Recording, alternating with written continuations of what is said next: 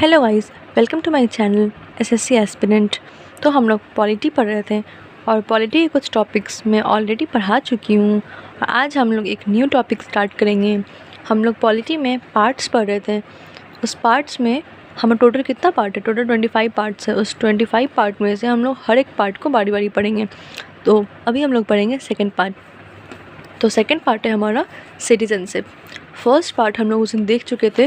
First part था हमारा union territories. अब सेकेंड पार्ट है सिटीजनशिप। सेकेंड पार्ट में आर्टिकल 5 से आर्टिकल 11 तक है। तो पहला आर्टिकल 5, इसमें आर्टिकल 5 में ये है कि सिटीजनशिप बाय डोमिसाइल। इसका मतलब कि जो भी पर्सन इंडिया में बॉर्न हुआ है या उसके कोई भी पेरेंट इंडिया के हों, कोई भी पेरेंट मतलब या तो मदर या तो फादर, कोई भी इंडिया के हों या फिर वो इंडिया में रह रहे हों, उसकी फैमिली 1945 से, तो वो सिटीजनशिप होगा। सिटीजनशिप बाय डोमिसाइल कहलाएगा। ठीक है। There is no domicile of state, मतलब कि स्टेट का अपना कोई डोमिसाइल नहीं होता है, सिर्फ हमारा कंट्री का एक डोमिसाइल होता है, मतलब डोमिसाइल ऑफ इंडिया।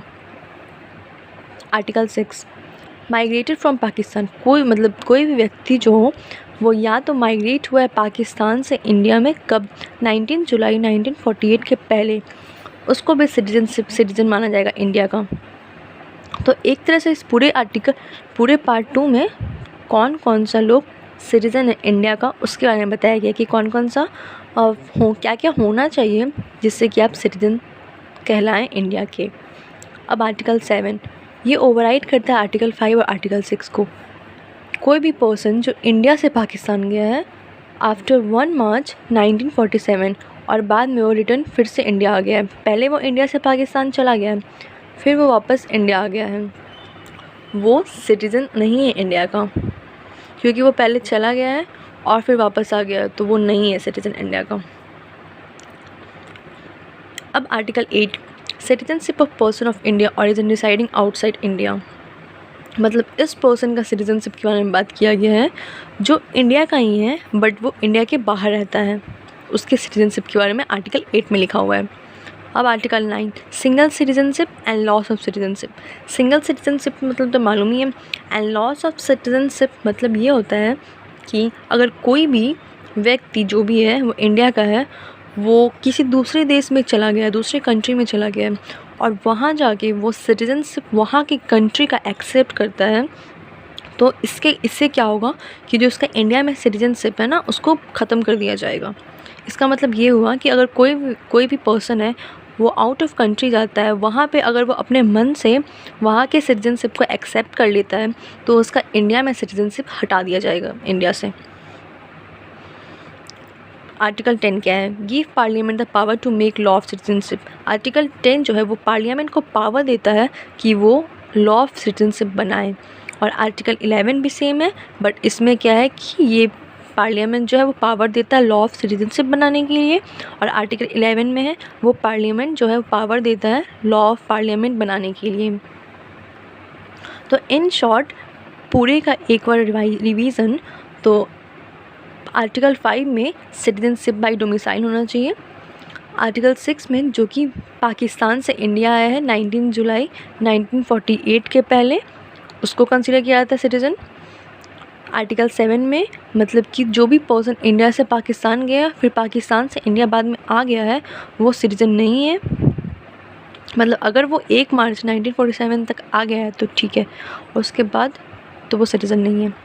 फिर आर्टिकल 8 में क्या है कि सिटीजनशिप ऑफ पर्सन ओरिजिन, मतलब वो यहीं का है, हमारे इंडिया का है, बट वो रिसाइड करता है आउट ऑफ इंडिया। आर्टिकल 9 में सिंगल सिटीजनशिप होगा, या फिर वो किसी दूसरे कंट्री में जाकर अपना सिटीजनशिप गेन कर लिया, एक्सेप्ट कर लिया दूसरी कंट्री का, तो वो इंडिया का सिटीजनशिप को लॉस कर देगा। आर्टिकल 10 में पार्लियामेंट को पावर देता है कि वो सिटीजनशिप बनाए, लॉ ऑफ सिटीजनशिप। आर्टिकल 11 में पार्लियामेंट को पावर देता है कि लॉ ऑफ पार्लियामेंट बनाए, और ये प्रोवाइड करने के लिए सिटीजनशिप क्राइटेरिया को पीपल, जो भी वैसे पर्सन जो कि इंडिया आए हैं 1950 26 जनवरी के बाद, तो उसके लिए सिटीजनशिप एक्ट 1955 पास हुआ है।